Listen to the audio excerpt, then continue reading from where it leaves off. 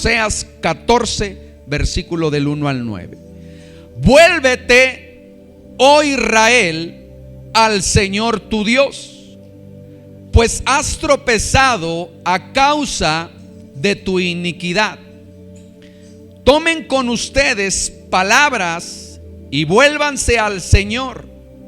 Díganle: quita toda iniquidad y acéptanos bondadosamente para que podamos presentar el fruto de nuestros labios. Asiria no nos salvará, no montaremos a caballo y nunca más diremos: Dios nuestro, a la obra de nuestras manos, pues en ti el huérfano haya misericordia. Yo sanaré su apostasía, los amaré generosamente, pues mi ira se ha apartado de ellos. Seré como rocío para Israel, florecerá como lirio y extenderá sus raíces como los cedros del Líbano. Brotarán sus renuevos y será su esplendor como el del olivo y su fragancia como la de los cedros del Líbano. Los que moran a su sombra cultivarán de nuevo el trigo y florecerán como la vid. Su fama será como la del vino del Líbano. Efraín, ¿qué tengo yo que ver con los ídolos? Yo respondo y te cuido. Yo soy como un frondoso ciprés, de mí procede tu fruto. Quien es sabio, que entienda estas cosas. Amén. Cuando vemos el libro del profeta Oseas, ¿verdad? Vemos que Dios nuevamente está hablando a su pueblo diciendo: vuélvete a mí, regresa a mí. Constantemente vemos, ¿verdad?, a través del profeta Isaías, Jeremías, ¿verdad?, Oseas, cada uno de los profetas, ¿verdad?, diciendo: regresa, vuelve a mí, porque se han ido tras otras cosas, se han ido tras otros dioses, ¿verdad? Los han amado. Es decir, que nosotros vemos en la imagen de Israel un ejemplo a nuestras vidas, que Dios nos está diciendo: hey, vuélvanse a mí, porque se han ido tras otras cosas, han amado otras cosas, ¿verdad? Han dado más tiempo a otras cosas, pero no se han dado cuenta que de mí proceden todas las cosas. Y esto es lo que la iglesia tiene que entender. Y hoy vamos a ver a través del profeta Oseas cuán importante es que la iglesia entienda esto, que de Dios proceden todas las cosas. De hecho, la escritura enseña y dice, ¿verdad?, que Dios, que Jesucristo fue creado, ¿verdad?, o creó más bien todas las cosas por Él y para Él, y que sin Él nada de lo que hay existe. Cuando yo entiendo esto, amada iglesia, entonces sé que de Él proceden todas las cosas. La Biblia nos los enseña en el Evangelio: busca primeramente el reino de Dios y su justicia, y todo lo demás te será añadido, te será dado. Pero nuestro corazón se vuelve tras los deseos, nuestro corazón va tras otras cosas, ¿verdad? Dinero, fama, posición, ¿verdad? Tantas cosas, ¿verdad? Y la misma Biblia dice que engañoso es el corazón. Y vemos a través del profeta Oseas, del versículo 1 al versículo 9, lo vamos a dividir en 4 partes. Y la primera parte nos enseña que Dios está haciendo un llamado a través del profeta Oseas al arrepentimiento. El arrepentimiento es volverse a Dios. El pecado, la consecuencia que trae, se traduce como errar. Es decir, no dar bajo el objetivo. Recuerda que tú has sido diseñado y creado con un propósito. Y cuando hay pecado en nuestras vidas, nos desvía de ese propósito. Es decir, pecado se traduce, ¿verdad?, como errar de dirección, cambiar de dirección. ¿Sí? Yo no sé si usted en estos Juegos Olímpicos, usted vio algunos deportes, pero en algunos de ellos, ¿verdad?, conocidos como el tiro al blanco, ¿verdad?, salía, ¿verdad?, el deportista tomaba el arco, ¿verdad?, daba en el objetivo, pero nos pasaban, ¿verdad?, la vista de aquel que tiraba y el blanco. Y parecía, ¿verdad?, tan fácil de decir, ay, nada más disparan y ya le dan. Y había muchos y muchos metros, ¿verdad?, no sé cuántos, ahí había diferentes disciplinas en las cuales, ¿verdad?, tenía que acertar en el blanco. Pero infundían muchas cosas: la distancia, el viento, ¿verdad?, el temple que tenía aquel tirador para que diera en el objetivo. Es decir, hay muchos factores que tú tienes que tener cuidado para poder llegar al propósito y cumplir el propósito de Dios para tu vida. Hay factores. La vida en Cristo no es fácil, pero tenemos que entender que con la ayuda de Dios vamos a dar en ese blanco. Amén. Entonces vemos cómo Dios le está diciendo a través del profeta Oseas que se arrepientan, es decir, vuélvanse nuevamente a mí. Amén. Y empezamos a entender a través del profeta Oseas que Dios debería castigar al pueblo de Israel por sus graves y repetidas errores, pecados y fracasos. ¿Sí o no? Usted ha leído la Biblia y a veces dice, ay, ese Israel, ¿cómo es posible? Si vio la mano de Dios y todavía está dudando. No, si yo hubiera estado en ese tiempo, en esa época, no, yo finalmente actuaría de una manera diferente. Y eso no es cierto, porque hoy vemos tristemente que Dios nos perdona una y otra y otra y otra vez. Y que en lugar de darnos el castigo que nosotros mereciéramos, ¿cómo es que Dios responde para con nosotros? Con misericordia, con bondad y nuevamente dándonos otra oportunidad. Entonces vemos que Dios debería castigar a Israel por sus graves y repetidas violaciones, mas sin embargo Dios prefiere siempre restaurar y hacer prosperar a esa nación antes que destruirla. Dile a la persona que tienes al lado, antes de destruirte, Dios quiere darte otra oportunidad y quiere restaurarte y quiere bendecirte. Mire qué lindo y qué hermoso es nuestro Dios, que usted y yo ya hubiéramos estado bien destruidos y bien muertos, pero Dios dice, yo quiero darte otra oportunidad y quiero restaurarte, y aparte quiero prosperarte, porque en mí, a través de tu vida, yo me quiero glorificar. El pueblo podía regresar a Dios y pedirle que le perdonara sus pecados, al igual que usted puede hacerlo.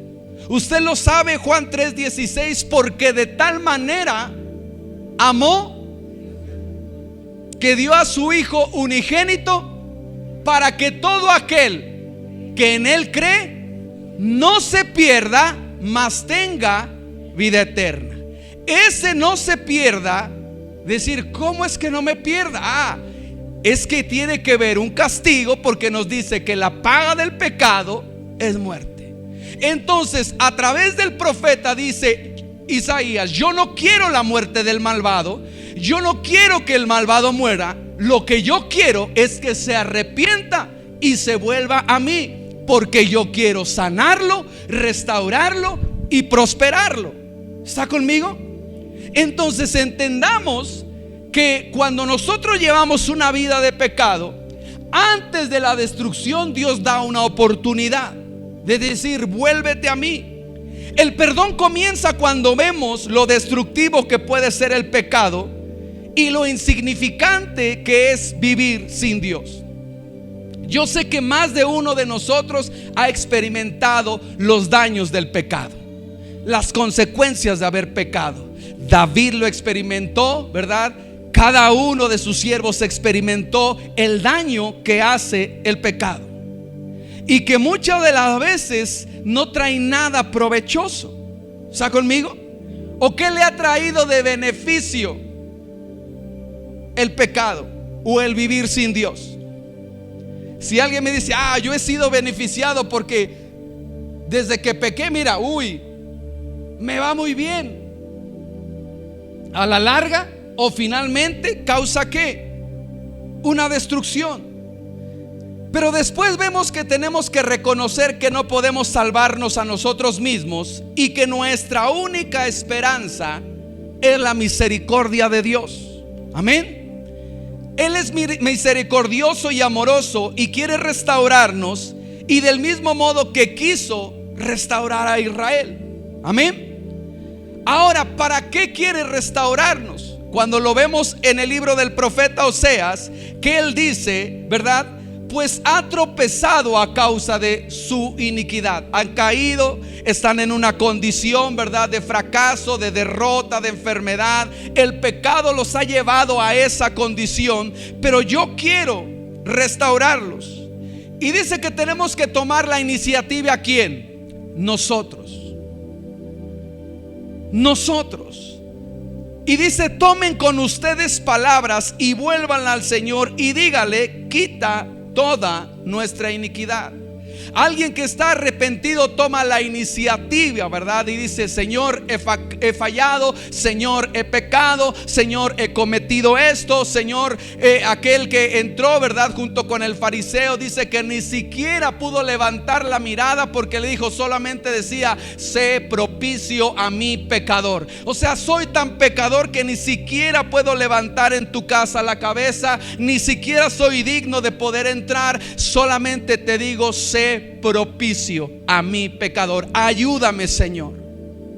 En esa acción está reconociendo, ¿verdad?, ese arrepentimiento, esa necesidad de Dios. Y entonces dice: y acéptanos bondadosamente. O sea, no nos rechace. Y la escritura es clara cuando dice que Dios al humilde lo mira de cerca, mas al altivo lo mira ¿qué? De lejos. Amén. Entonces, cuando uno viene arrepentido, cuando viene uno en humildad, Dios entonces está cercano y no nos desecha, sino está atento, ¿verdad? ¿A qué? A que finalmente, ¿verdad?, lo que nosotros podamos expresar, Él atenderá. Y después dice: acéptanos bondadosamente. ¿Para qué? Para que podamos presentar, ¿qué dice? Fruto de labios. ¿Por qué nos reunimos, mis amados hermanos? ¿Por qué cantamos alabanzas? ¿Qué es un fruto de labios? Es confesar finalmente, ¿verdad?, ese amor, esa misericordia, esa bondad, esa grandeza de parte de ¿quién? De Dios. ¿Por qué? Porque Él, que ha dado a su vida primero salvación. Él fue misericordioso con usted, ¿sí o no? Él fue amoroso con usted. Él tuvo piedad con usted. Y entonces, ¿qué tenemos que hacer? Responder a esa bondad, responder a ese amor, responder a esa piedad. ¿Cómo respondemos? A través de la alabanza. Mire ahí, acompáñeme a Hebreos 13:15. Le voy a dar lectura para agilizar un poco en la Biblia hispanoamericana. Hebreos 13:15. Así que en todo momento ofrezcamos a Dios por medio de Jesucristo un sacrificio de alabanza, que no es otro sino la ofrenda de unos labios que bendicen su nombre. Es decir, que cuando uno reconoce que ha sido perdonado y que para ese perdón tuvo que morir nuestro Señor Jesucristo, es a través de esa muerte, es a través de Jesucristo que nosotros en todo momento vamos a dar un sacrificio de alabanza, que es una ofrenda con la cual que se bendice su nombre. Amén. Él te perdonó. No estás tan seguro. Él te perdonó. Si Él te perdonó, en respuesta, ¿tú qué tienes que hacer? Le voy a dar un ejemplo. Cuando el pueblo de Israel, ¿verdad?, tenía el sacerdote que entregar, ¿verdad?, el sacrificio, daban a un animal. y lo ponían, ¿verdad? Ahí, y ponía el pecador las manos sobre aquel animal puro, limpio, sin defecto, y el sacerdote, ¿verdad? Finalmente lo degollaba, tomaba la sangre, la vertía, ¿verdad? Entre el altar, pero entre otras cosas dice que el sacerdote se tenía que presentar ahí ya, ¿cómo se llama? En el lugar santo para ofrecer esa alabanza, esa adoración, y que después entraba al lugar santísimo. ¿Está conmigo? Pero el sacerdote, ¿verdad? Tenía un hilo, un cordón y una campanilla. Es decir, ¿verdad? Que cuando finalmente no oían ya ¿cómo se llama? El tintineo, el cascabeleo, ¿verdad? De la campana, ¿verdad? Entonces los demás lo tenían que sacar porque ya se había muerto. Y el pueblo se entristecía. ¿Sabe por qué? Porque decía: el sacrificio no fue aceptado. Pero cuando el sacerdote regresaba, ¿verdad? Vivo, el pueblo entonces respondía con alabanza, porque dice: gloria a Dios, el sacrificio fue aceptado, hemos sido perdonados, limpiados y vamos a ser prosperados. Es decir, la iglesia tiene que entender esto, que Jesucristo resucitó y está vivo para la eternidad, y la iglesia tiene que entonar alabanzas por decir: gloria a Dios, porque el sacrificio de Él fue aceptado. ¿Sabe qué pasaba si Jesucristo no hubiera resucitado? Ese cordero no hubiera sido aceptado y el pecado no hubiera sido quitado. Mas gloria a Dios, porque Él murió y resucitó, y Dios dijo: he aceptado ese sacrificio. Por eso es que la iglesia, amado hermano, entona cánticos y alaba gracias a Jesucristo, el sumo sacerdote, y el sacrificio que se dio a sí mismo. ¿Para qué? Para decir: yo he sido perdonado. ¿Está conmigo? Yo he sido perdonado. Quizá usted venga y diga: no, pero es que son tantos pecados, es que usted no conoce mi vida. Yo le puedo contar de aquí para allá, pero más allá no hay pecado que Dios no pueda perdonar. ¿Y cómo tengo yo que ser? Una persona que alaba y que glorifica. ¿Por qué? Por el hecho de ser sido salvado, perdonado. Usted imagínese a un reo sentenciado a muerte y que ya está, ¿verdad? Ahí dispuesto, ¿verdad? A sacrificarlo, y que en el último momento le digan: toma tus cositas y vete. ¿Cómo cree que respondería esa persona que ya sabe que está sentenciado a muerte? Ah, sí, gracias. ¿Cómo respondería? ¿Cómo respondería esa persona que ya sabe que va a ser muerto, decapitado, condenado, y que ahora le digan: ¿sabes qué? Vete. Pero que después se entera de que decir: tú fuiste perdonado, pero otro tomó tu lugar. Él murió por ti. ¿Cómo estarías con esa persona que tomó tu lugar? Pues para qué él se pone, ¿no? Yo no se lo pedí. Yo no le pedí que muriera por mí. Él se dio por amor a nosotros y tomó el lugar. Entonces la iglesia tiene que entender que responde ese gran amor de Dios a través de ¿qué? De la alabanza, de la adoración. Amado hermano, se lo he dicho, la alabanza no es para llenar para decir en lo que llegan los hermanos nos echamos unos cantos. No. O de decirle: bueno, ahí llego después de la alabanza. No. La iglesia tiene que entender que la alabanza, ¿verdad?, es la exaltación de aquel, ¿verdad?, que dio su vida por nosotros. Mire aquí, primera de Pedro 2:5, versión PDT, se la voy a leer. Ustedes también son como piedras vivas que Dios utiliza para construir un templo espiritual. Ustedes sirven a Dios en ese templo como sacerdotes santos. ¿Cómo servimos en el templo espiritual? ¿Cómo qué? Y por medio de Jesucristo ofrecen sacrificios espirituales agradables a Dios. ¿Usted es sacerdote? ¿Usted es sacerdote? ¿Qué tiene que ofrecer? Un sacerdote sin sacrificio. El sacerdote se presentaba con las manos vacías. No podía presentarse con las manos vacías. Al igual, usted como sacerdote no se puede presentar con las manos vacías, sin un sacrificio de alabanza, de adoración. Lo que nos decía nuestro hermano Luis, ¿verdad? El domingo. ¿Dónde está tu alabanza? ¿Dónde está tu sacrificio? ¿Por medio de quién somos? De Jesucristo. ¿Está conmigo? Entonces el primer punto de Oseas es: vuélvanse a mí, ¿verdad? Confiesen su pecado y entonces, ¿verdad? ¿Qué dice ahí? Entonen cánticos y alabanzas, ¿verdad? Por la bondad, la grandeza, y acéptanos, ¿verdad?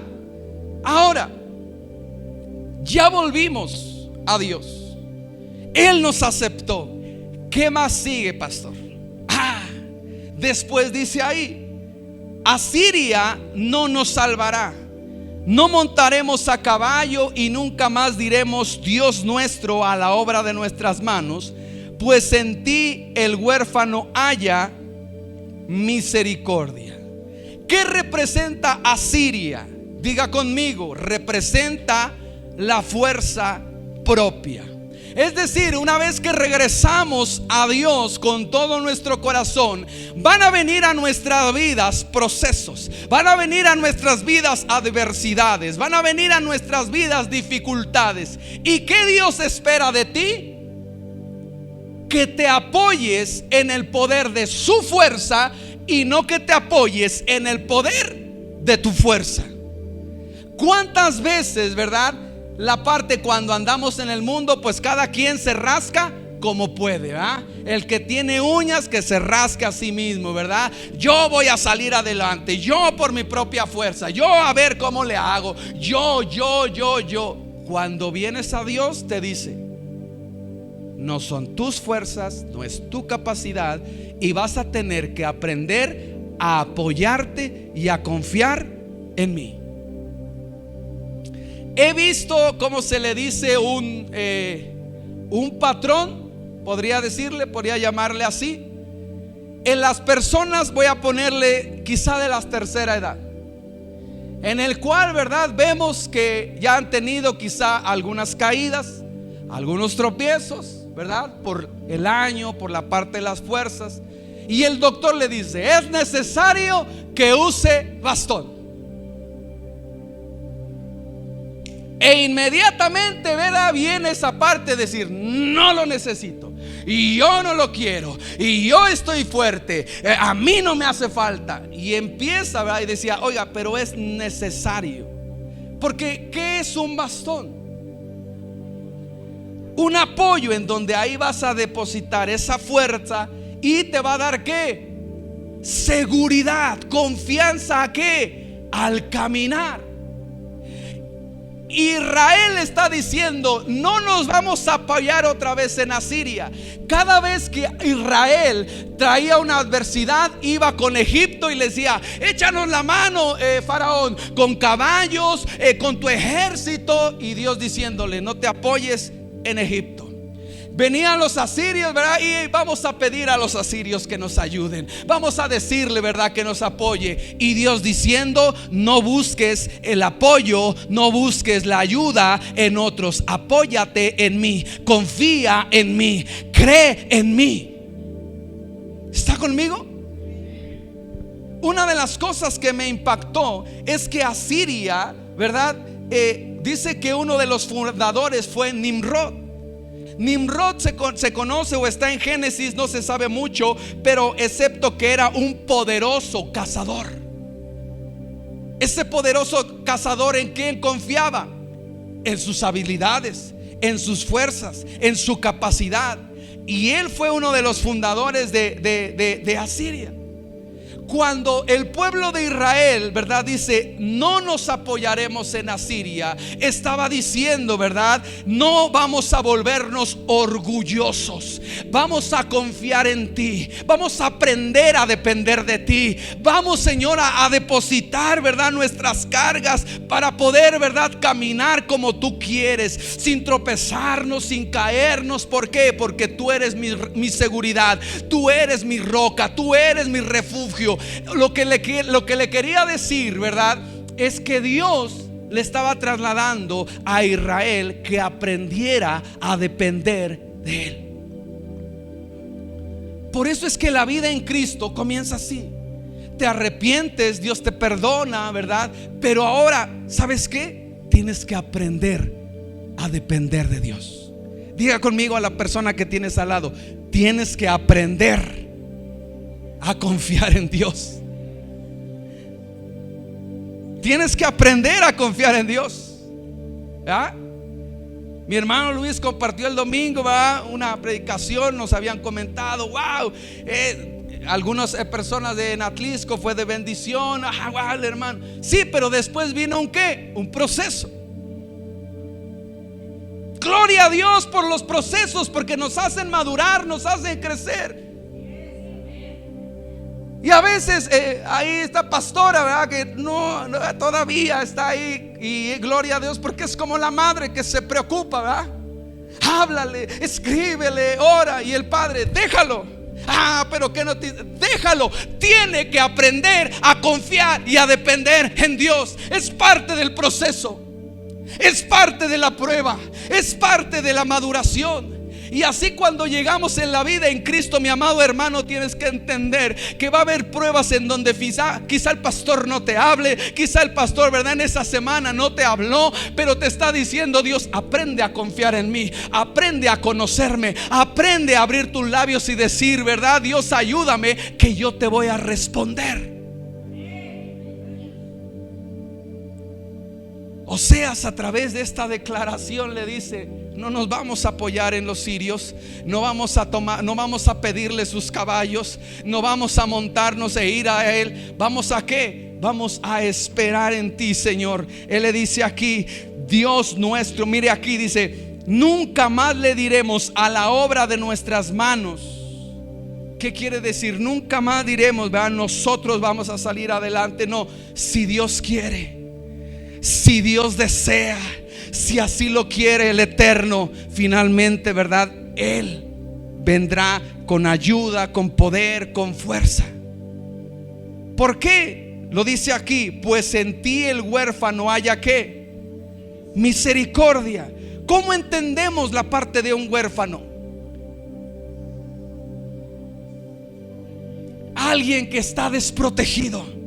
Alguien que finalmente no tiene un cobijo, una parte de, mire, cuando vienen mis hijos, ¿verdad? Siempre vienen y buscan y me dicen: abrázame. Siempre vienen y me dicen: abrázame, acaríciame. ¿Por qué? Porque es una parte de protección, es una parte de seguridad, es una parte de confianza. Pero cuando finalmente la paternidad es quitada, cuando finalmente se quita el padre, entonces se siente desprotegido, se siente que no lo cuidan, se siente, mire, usted lo experimentó porque es hijo. Finalmente, usted cuando era pequeño se preocupaba por la comida. No, usted solamente se sentaba y ¿qué hacía? Comía. Se preocupaba por la renta, se preocupaba por la luz. No, usted sabía que finalmente ¿qué? Esto tendría que haber sido ¿qué? Pagado. Pero cuando ya no está el que lo paga, cuando ya no está el que hace todo, entonces empieza ¿qué? A venir esa preocupación y de decir: ahora qué haremos, ahora cómo le hacemos, ahora qué. Mas Dios dice aquí en la palabra, en su palabra, ¿qué nos dice? Finalmente en ti el huérfano haya ¿qué? Misericordia. ¿Qué es misericordia? Bondad. Es decir, no importa cuán desprotegido tú te sientas, te tengo una noticia: Dios es tu Padre eterno, que es Padre de ¿qué? De huérfanos, y también cuida a quienes, a viudas. Es decir, lo que Oseas le estaba diciendo a Israel: no importa No importa, aunque tú no puedas ver que nadie da la cara por ti, hay alguien que va a salir por ti, y ese voy a ser yo, dice Jehová de los ejércitos. ¿Qué tienes que hacer en esta vida en Cristo? Confiar en Dios. Como le ponía yo el ejemplo del bastón. Aprender a qué, a apoyarte. Aprender a qué, a caminar. Mire, un pastor, cuando le ponían, usted conoce que decía cayado, tu vara y tu cayado me infundirán aliento. Bueno, el cayado era una parte de una vara así, con una curvatura, y lo usaban los pastores. Moisés, cuando ora para que se abra el mar, ¿verdad? Le decía, oraba a Dios y le decía, ¿verdad? ¿Por qué oras a mí? ¿Qué tienes en tu mano? Y él le decía, una vara. ¿Esa vara era qué? Un cayado. ¿Y qué le decía? Utiliza el cayado. ¿Qué había en el cayado? Número uno, era señal de poder y autoridad, el cual en el cayado también el pastor utilizaba. ¿Para qué? Para defender a las ovejas. Pero ¿sabe qué había en el cayado? En el cayado estaban inscritas las promesas y las victorias de Dios. Así que el pastor, cada vez que veía esa promesa y esa bendición de parte de Dios, grababa el cayado. Y cuando caminaba y se apoyaba, no era una parte de decir, me apoyo en la varita, es decir, me apoyo en las promesas, me apoyo en lo que Dios dijo, me apoyo en lo que está escrito y está establecido, porque Él lo determinó y Él es fiel para cumplirlo. En el cayado estaban inscritas cada una de esas promesas. ¿Y de dónde se apoyaba? En el cayado.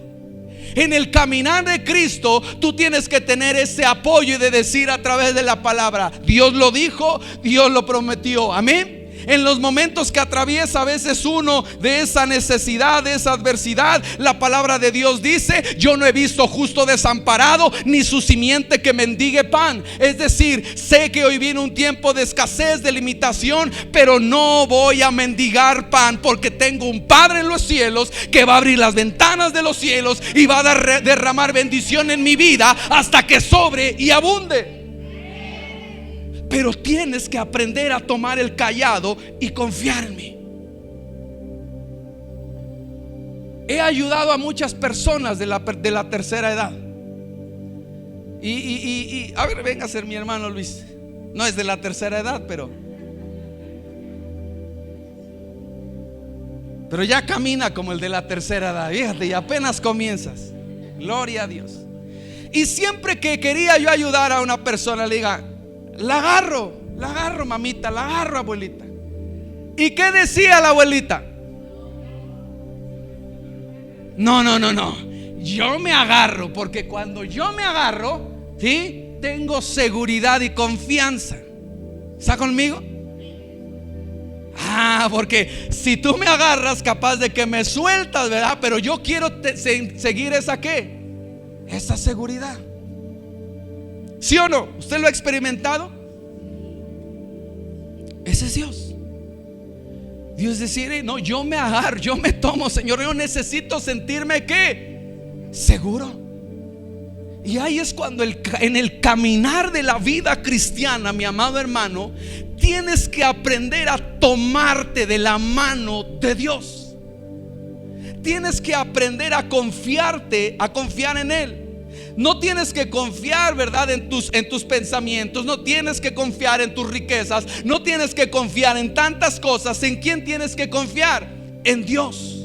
Cuando nuestra voluntad es débil, cuando nuestra razón está confundida, cuando nuestra conciencia está cargada de culpabilidad, debemos recordar que la misericordia de Dios nunca va a faltar. Cuando la familia o los amigos nos abandonen, cuando nuestros colaboradores no comprendan y cuando nos cansemos de ser buenos, debemos recordar que la misericordia de Dios no nos va a abandonar. cuando no podamos ver salida o no podamos escuchar la voz de Dios, cuando nos falte valor para continuar, ¿qué es lo que tenemos que hacer? Recordar la misericordia de Dios. Amén.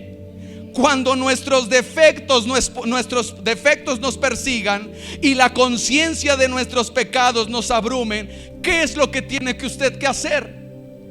Confiar en la misericordia de Dios. Pastor, ¿por qué la misericordia de Dios? Porque la misericordia de Dios se renueva cada mañana. Es decir, cada mañana Dios dice: tengo una bondad nueva para ti. Cada mañana Dios dice: yo tengo algo bueno para ti. Cada mañana se va renovando, y es que mejor. Así que no importa lo que tú pases, ¿qué tienes que hacer? Aprender a confiar y a depender en Dios en todo momento.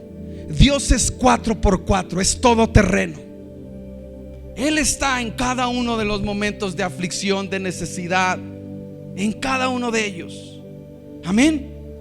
Entonces estamos viendo, nos arrepentimos, nos volvemos a Dios, y empieza un proceso en nuestras vidas de ¿qué? De aprender a confiar y apoyarnos en Dios. Amén. Y aquí está lo bonito ahorita, mire para acá. ¿Cómo se describe Dios para el pueblo de Israel y para nosotros? Él le dice: vuélvanse a mí de todo su corazón. Entonen esos cánticos de alabanza. Aprendan a confiar y a depender de mí. Y le dice ahí: y entonces yo seré para ustedes como el rocío de la mañana. ¿Por qué se describe Dios como el rocío de la mañana? Déjeme darle un dato importante. Israel está situado en un desierto, y hoy en día Israel es el número 1 de productor de cítricos a nivel mundial. ¿Cómo puede el pueblo de Israel en un desierto ser el productor número 1 de cítricos si está en un desierto? Porque más del 50% del agua de Israel, ¿sabe de dónde se recicla? Del rocío. Impresionante. No es prácticamente, es un cambio climático, es la parte de la atmósfera. Pero la lluvia, ¿verdad? Como nos ha tocado, viene y boom, llenó una presa, llenó esto. Pero en el desierto es muy poco probable que llueva. Sí hay un almacenamiento de lluvia, pero el mayor almacenaje de agua es de ¿qué? Es del rocío. Es decir, que cada mañana, a través del desierto, en las mañanas son calurosas, pero durante la noche hay una parte de baja temperatura en el cual empieza a crear en esa atmósfera un rocío. ¿Para qué? Para que humedezca en medio del desierto. Es decir, mi amado hermano, que aunque tu situación sea, ¿verdad?, tan sofocante, tan desesperante, tan angustiante, te tengo una noticia. En la noche, después de que oscurezca, al amanecer vendrá una bendición de parte de Dios, en la cual te va a ayudar. ¿No lo entendió? Mire aquí. ¿Usted ha visto a esas plantas marchitadas ahora que nos tocó la temporada de sequía? A mi esposa le gustaron unas plantas, ¿verdad? Y yo siempre que ya me dice mi esposa, el señor de las plantas, ¿verdad? Pero ese gusto me lo trasladó mi madre por las plantas. Y entonces yo voy y le digo: ah, qué bonita planta. ¿Es de sombra o es de calor? ¿Se riega a diario o se riega cada tercer día? ¿Sí? Porque es parte del cuidado de una planta. ¿Está conmigo? Pero a mi esposa no. Mi esposa dice: me gustó esta y me la llevo.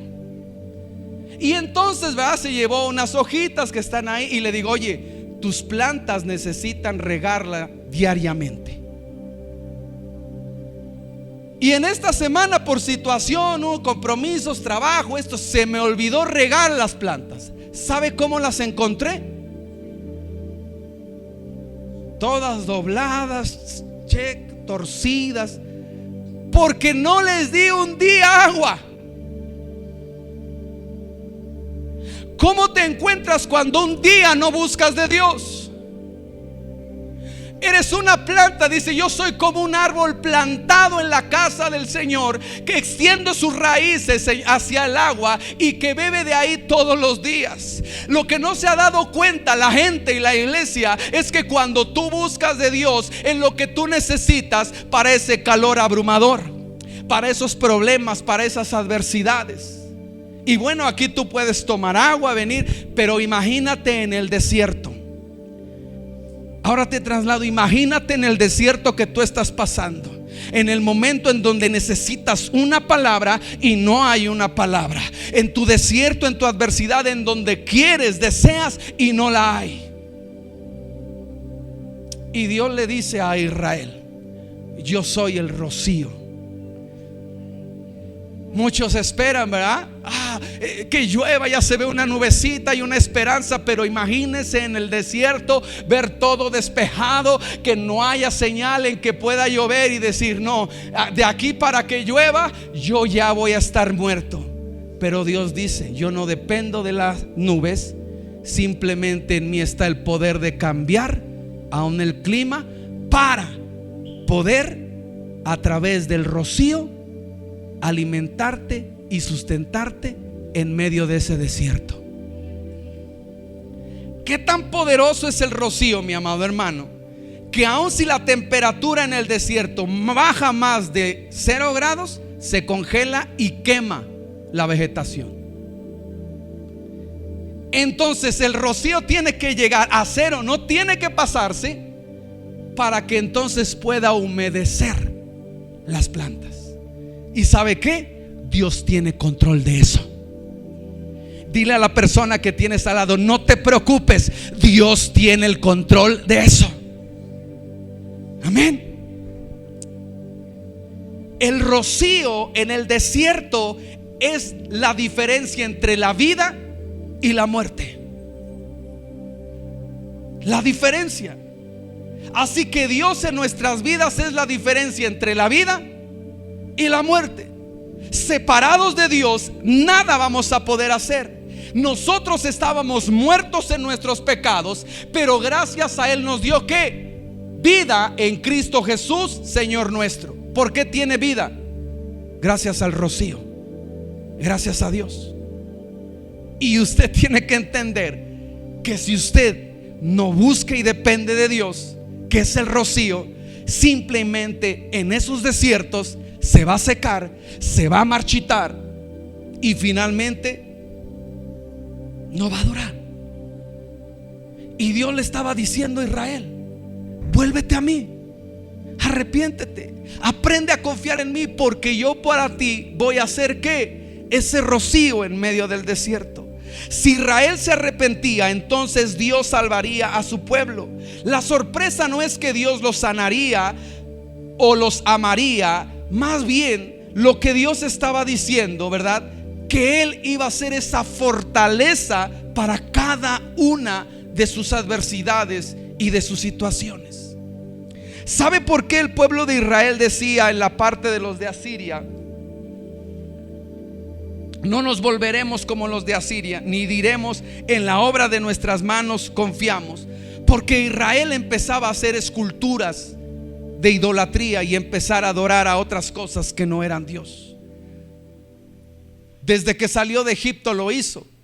Fundó el becerro de oro y él dijo: este es nuestro Dios, adorémoslo. Obra de sus manos. Lo que estaba diciendo es: vamos a aprender a confiar y a depender de Dios. No es necesario que a veces lo veas, Dios está ahí contigo. No es necesario a veces que lo sientas, Dios está contigo. Y Él estaba diciendo: vuélvete a mí, declara el Señor, y que solamente el Señor es quien puede proveer la fecundidad en cada aspecto de tu vida. Él es el que puede hacer prosperar cada una de tus áreas. El apóstol Juan decía en una de sus cartas: amado, yo deseo que seas prosperado en todo, así como tengas salud. ¿Qué es lo que Dios desea para nuestra vida? El prosperar, el avanzar, el ir más allá. ¿Cómo va a ser posible? Cuando aprendas a depender de Dios. Y Él dice: yo soy lo que necesita tu vida para que finalmente pueda ser llena. Dios es esta diferencia, y solamente mediante su presencia Israel iba a crecer e iba a ser próspero, e iba a ser prosperado, bendecido. ¿Mediante quién? Mediante Dios. Y así tú, mi amado hermano, y yo, ¿cómo vamos a poder crecer? ¿Cómo vamos a poder prosperar? ¿Cómo vamos a poder salir adelante? Con Dios.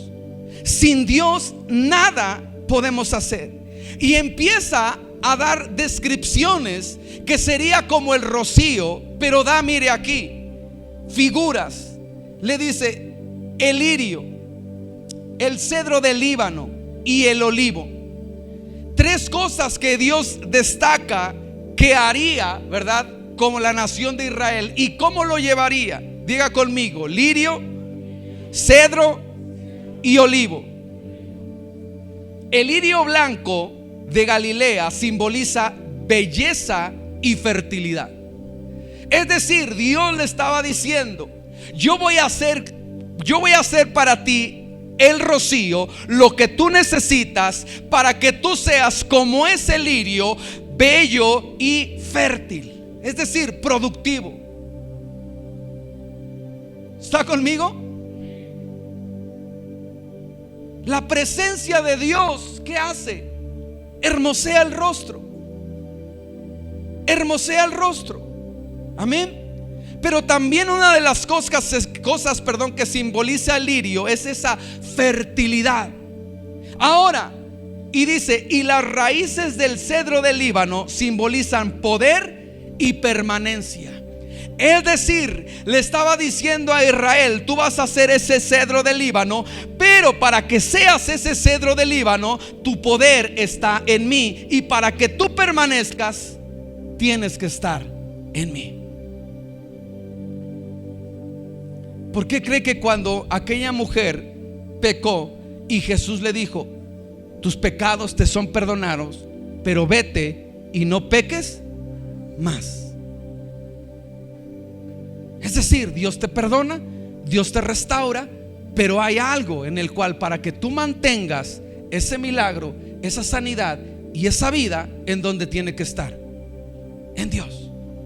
Se lo ha compartido mi esposa, se lo he compartido yo. Hay gente que dice: vengo por mi milagro, vengo por mi sanidad, y Dios se lo da. Dios no tiene problema. El problema es que si tú quieres que permanezca ese milagro, esa sanidad, esa provisión, te tengo una noticia: solamente en el reino de Dios es donde permanecen las cosas. Porque he visto a gente ser bendecida por Dios, y cuando deja a Dios, ejemplo, Nabucodonosor. Cuando lo llevó, dice: mi siervo Nabucodonosor, y era de Siria, y se sentó en la terraza, en el jardín, contempló y dijo: todo esto ha hecho mi mano. Al día siguiente fue como una bestia y comió del pasto. De un momento para otro, poder, riqueza, salud, todo cayó en una noche. Pero también en un momento, dice, cuando ahí estaba y era humedecido, porque era como una bestia, sus uñas habían crecido. En el momento que él reconoció y dijo: por Jehová he sido finalmente bendecido y prosperado, en ese mismo momento Dios lo volvió a levantar. Porque ¿en dónde está todo? En Dios. Y eso es lo que la iglesia tiene que entender: que en el momento que tú te apartas de Dios, en ese momento estás firmando tu sentencia de caída y de muerte. Mas en el momento cuando tú permaneces en Dios, aunque tengas caídas, aunque tengas momentos difíciles, tú estás asegurando que Él te va a levantar.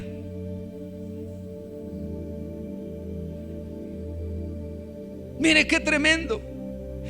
Le dice: serás como el cedro del Líbano, que significa poder y permanencia. El Evangelio de Juan lo dice: Ustedes, yo soy la vid, vosotros son los pámpanos, ¿verdad? Y esa vid, esos pámpanos permanecen como unidos a Él, y separados de Dios nada puedes hacer, nada podemos hacer. Tú quieres permanecer la vida, la nueva vida en Cristo, ¿qué tienes que hacer? Estar unido, permanecer todos los días, todos los días. Y después le dice, el olivo que puede vivir y producir fruto, ¿por qué? Por 1000 años. Es decir, este árbol puede producir frutos por 1000 años, que da fruto a su tiempo, su hoja no cae, y que todo lo que hace prosperará. Un fruto que no es, ¿verdad?, de una temporada, es un fruto que permanece por 1000 años, y también simboliza fertilidad y permanencia. Israel tendría en Dios todo lo que buscó en vano de Baal, es decir, del mundo. Dios le estaba diciendo: yo soy como ese ciprés. Es decir, lo que tú estás buscando en el mundo, yo te lo puedo dar si aprendes a confiar, a esperar y a depender en mí. ¿Qué había hecho Israel? Había ¿qué? Corrido, ¿verdad?, a buscar otras cosas. Le tengo un ejemplo. Mi hija, ahora o ya algún tiempo va a agarrar y me dice: ay, cómprame un perrito, cómprame un perrito. Y tiene un perrito, pero dice: no, yo quiero un perrito de tal raza. Y le dije: no. ¿Por qué no me quieres comprar ese perrito? Creo un husky. Perdone mi mala pronunciación. Y le digo: no. Número uno, es un animal de raza mediana grande. Es un animal que necesita mucho ejercicio. Es un animal que constantemente, ¿verdad?, lo tienes que estar limpiando, aseando. O sea, necesita mucho cuidado. Y está: cómpramelo, cómpramelo. No, no estás preparada. ¿Y quién va a terminar cuidándolo? Así es cuando tú le dices: Dios, quiero esto, y Dios te dice: no estás preparado. Pero yo lo quiero. No estás preparado, porque después eso se te va a volver una ¿qué? Una carga. Esa carga después vas a decir: ya estoy harto, ya es esto. Y al final, ¿qué es lo que va a pasar? Por eso es que la Biblia dice que el vino nuevo en odres, ese vino nuevo marca una nueva temporada. Pero para esa nueva temporada te tengo una noticia: tienes que estar preparado.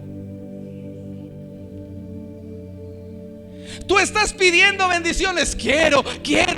¿Estás preparado para recibir esa bendición? Porque si no, la Biblia dice: si no, después tanto el odre como el vino se pierden. Y es por eso que Dios te dice: no estás preparado. Porque ¿sabe lo que es el odre? El odre es un ¿qué? Es un cuero, ¿sí? En el cual a través de la fermentación hace que el cuero, ¿verdad?, empiece a ¿qué? A crecer. Pero llega un momento en donde llega ¿qué? Un límite. Si usted vacía nuevamente otro vino, viene la fermentación y ya no tiene la capacidad, ya no aguanta. Finalmente ¿qué? Es eso que Dios derramó. La Biblia dice: iremos de gloria en gloria, de poder en poder, hasta ver a ¿qué? A Dios en Sión. Es decir, tienes que tener la capacidad de ensanchar tu territorio, crecer en tu vida espiritual, para que las bendiciones de Dios vengan a tu vida. Pero si no estás preparado, simple y sencillamente te dice Dios: yo no puedo soltar eso, porque te vas a perder. ¿Está conmigo? Mire cómo es Dios, en el cual dices: yo te puedo dar, hijo, yo te puedo dar todo lo que tú anhelas y deseas en la parte del mundo, pero no te lo doy. ¿Sabes por qué? Porque no estás preparado. ¿Y qué hace? Como luego a veces, no sé si les pasa a usted, ¿no me lo das? Bueno, voy con mi mamá. Ah, ¿no me lo das? Voy con la tía. Ah, ¿no me lo das? Busco a alguien que me lo, porque es lo que yo quiero. Y la tía, el primo, el esto, el otro, ¿qué dicen? Ah, pues te lo doy. Pero no estaba preparado. ¿Y qué hace? Lo pierde. Y Dios dice: yo te lo puedo dar, pero yo como padre sé para lo que tú estás capacitado y preparado. Va a venir el momento en que yo te lo voy a dar, pero yo espero de ti que ese crecimiento. Y eso es algo que la iglesia no ha querido hacer: crecer. Dios ya derramó los dones, Dios ya derramó los ministerios. ¿Qué tiene que hacer? Permanecer la iglesia a través de las pruebas, las adversidades, las dificultades. ¿Por qué? Porque a medida que digan: ya estén preparados 20, les voy a dar 40. Ya están preparados con los 40, les voy a dar 80. Ya están preparados para finalmente todo esto yo les voy a dar. ¿Qué tenemos que hacer? Preparar nuestras vidas. ¿Cómo la preparamos, pastor? Buscando de Dios todos los días. Dice después ahí: se sentarán bajo mi sombra. Oseas 14, lo que vimos del 1 al 9. Entonces yo voy a darles fertilidad, yo voy a darles prosperidad, yo voy a darles todo lo que necesiten. Y después, ¿qué van a hacer? Se sentarán bajo mi sombra. Y entonces ahí habla acerca de la simbología del trigo, la vid y el vino. Y una vez más Dios promete a Israel una vida abundante bajo su protección. Amén. El que habita al abrigo del Altísimo mora bajo la sombra que es omnipotente, el que todo lo puede. Es decir, cuando entiendes esto, que yo prefiero refugiarme, resguardarme, confiar en su protección, entonces estás diciendo: yo te voy a dar el cobijo en el desierto, yo te voy a proteger en ese momento de aflicción, porque ninguno que ha venido a mí yo lo desecho.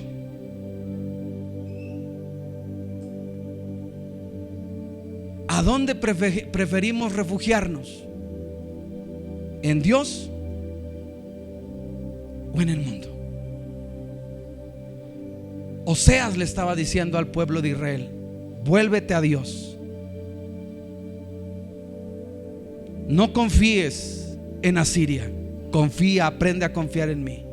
Yo voy a hacer el rocío para tu vida, lo que necesitas en ese desierto para prosperarte y bendecirte. Y si tú te sientas, sentar es confiar, descansar, aprender a descansar en el Señor. Muchos no sabemos esperar en el Señor, aunque cantamos: pacientemente espera en Jehová. Qué bonito, ¿ah? Y a veces va hasta ahora: Señor, dame paciencia. Y empiezan a venir muchos problemas. Te dije que me dieras paciencia, no que me dieras problemas. Es que a través de los problemas se desarrolla la paciencia. La paciencia no se da, la paciencia se desarrolla.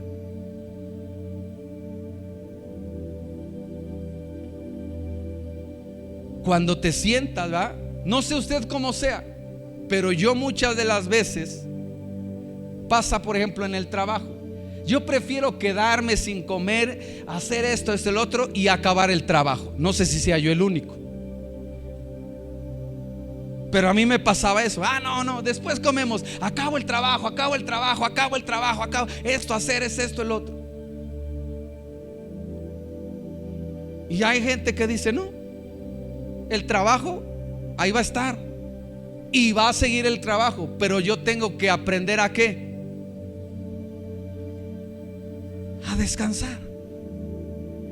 Y en medio de tu desierto no has sabido descansar. Ya que acabe, ya esto, ya que pase, le sigo, ya mejor, ya me cansé, no. Y no has sabido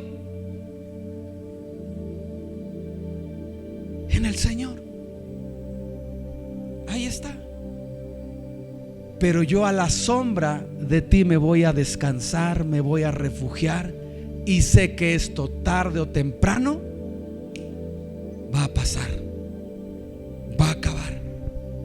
Porque aquel que se refugia bajo tus alas y bajo tu sombra, finalmente tú tienes el poder para que a través de ese rocío, de un momento a otro, envíes lo que yo necesito para mi vida.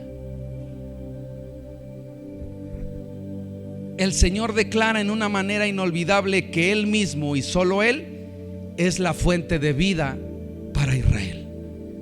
Y es lo que hace hoy a través de esta palabra para nosotros, su iglesia, recordándonos y diciéndonos: finalmente yo soy la fuente de vida para cada uno de ustedes. Yo soy aquel en el cual, mire, dice aquí, habla del ciprés, y el árbol ciprés es nativo, es un símbolo perfecto para decirle a Israel: no tienen necesidad de finalmente traer otro Dios o de ir a buscar otras cosas. El Señor es para Efraín ese ciprés, esa fortaleza, ese cobijo, y que de él va a recibir su fruto, su bendición. ¿Qué tienes que hacer? No desesperarte, confiar en el Señor, aprender a depender y apoyarte en Él en cada circunstancia. Si no tengo, gloria a Dios. Si tengo, gloria a Dios. En la salud, gloria a Dios. En la enfermedad, gloria a Dios. ¿Por qué? Porque lo dice la Escritura a través de Pablo: he aprendido a estar contento en cualquiera que sea mi situación, ya sea en la pobreza, en la escasez o en la abundancia. Y esto lo he podido lograr gracias a que es Cristo el que me fortalece. ¿Sabes quién es el que te va a ayudar en cada una de las situaciones de tu vida? Cristo Jesús, Dios. Y Oseas termina con esto: quien es prudente, o dice ahí, quien tiene entendimiento, que comprenda estas palabras. Porque los rectos son los caminos del Señor, porque rectos son los caminos del Señor, y los justos andarán por ellos, pero los transgresores tropezarán en ellos. Hoy pidamos al Señor que nos abra el entendimiento para poder volver a Él de todo nuestro corazón, entonar esos cánticos, porque Él es el que nos perdonó y nos salvó. Y no es para volvernos a entregar, es para darnos la vida que Él quiere, que Él desea y que Él espera. Pero aprendamos esto, que en medio de cada situación aprendamos a depender, a confiar y a sostenernos de Él. Diga conmigo: porque Dios será como rocío para nuestras vidas. Es decir, que finalmente la prosperidad de tu vida, ¿sabe de quién depende y en dónde está? En Dios, en nadie más, en nadie más, en nadie más. Un rocío que, aunque dijera, ¿sabe cómo se presentó Jesús en el Antiguo Testamento? Dice que Jesús era el pan de vida. Y en el desierto, cuando Dios llevó al pueblo de Israel, dice que en la mañana, ahí en el campo, caía un rocío. Y ese rocío eran como pequeñas hojuelas, que era el maná de vida. Y los 40 años que el pueblo de Israel estuvo en el desierto, dice que Dios los alimentó cada mañana con maná, una comida que nadie conocía, y que en el desierto, a través del rocío, Dios proveía. Pero llegó un momento en donde el pueblo de Israel le dijo: ya estamos hartos de este alimento tan liviano, queremos carne. Ya llevo tantos años aquí, palabra y palabra. Ya estoy harto. Quiero carne, quiero mundo, quiero. Y a un Dios que le dijo: ¿quieres eso? También te lo puedo dar. Y Dios se lo dio. Pero en el momento que comieron, dice que aún eso por las narices hizo brotarle, para que entendiera. Mire cómo aquí nos enseña: ¿eso es lo que tú quieres? Y dice que ninguno de los que estuvieron en ese desierto entraron a la tierra prometida, porque dijeron: el rocío, lo que tú nos das, es muy liviano. Pero estaba profetizado que así sería Jesucristo. Yo soy el pan de vida eterna. Todas las mañanas saldré a ti y te daré una palabra para sustentarte todos los días, mayormente durante ese desierto que estás pasando. Y en su momento yo te introduciré y te llevaré a una nueva tierra. Pero ten algo, y esa es la advertencia: ten cuidado de no olvidarte de mí, quien ha sido, que te sustentó en el desierto, pero que ahora te introduje a esa bendición, pero que al final yo sigo siendo Dios.